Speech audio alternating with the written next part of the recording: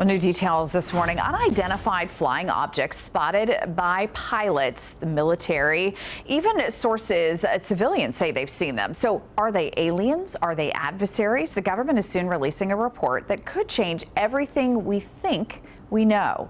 Florida Senator Marco Rubio has been very vocal about the report, saying that UFOs need to be taken seriously. And joining us live right now to talk more about it is Derek Demeter, Planetarium Director at Seminole State College. Always great to talk to you, Derek. How are you? I'm doing great. How about you? Good, thanks. Okay, I know you have been fascinated by all of these sightings, and I'm sure you've watched many of these U.S. Navy videos that have been released. What are your thoughts on what we've been seeing?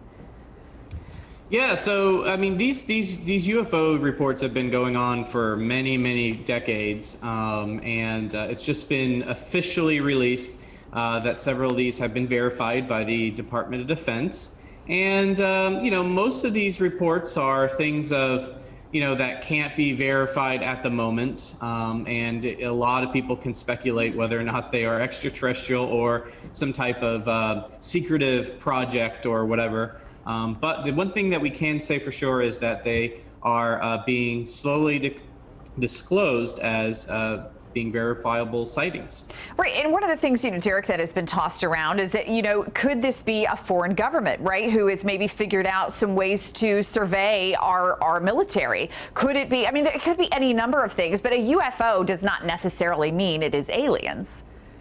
No, actually, UFO literally just means unidentified flying object. You could actually look up in the sky and see a plane fly by and call it a UFO because you don't know what kind of model that plane is based on just your eyesight. So anything that just is flying around in the sky that you don't really know what it is, it could be a UFO. And, you know, of course, we're talking, a lot of these reports have been during the Cold War.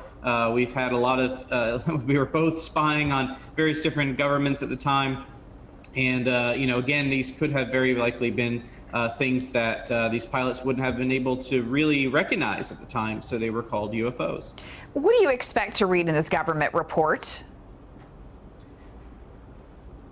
I would probably say most likely it was either top secret spy planes or some type of maybe stuff in the atmosphere that could have been, you know, mistaken as a you know, a airplane or something like that. I don't necessarily think it's going to be extraterrestrial. I don't think it's going to be aliens, but you know, I mean, you never know. I mean, I can't say 100%, but I'm pretty confident that it's not going to be something from another planet, though. Well, it is interesting, though. You'll talk to people and they'll say, we would be naive to think that we are the only living beings in the entire universe. I mean, do you believe that, yes, in fact, there is probably something else out there somewhere?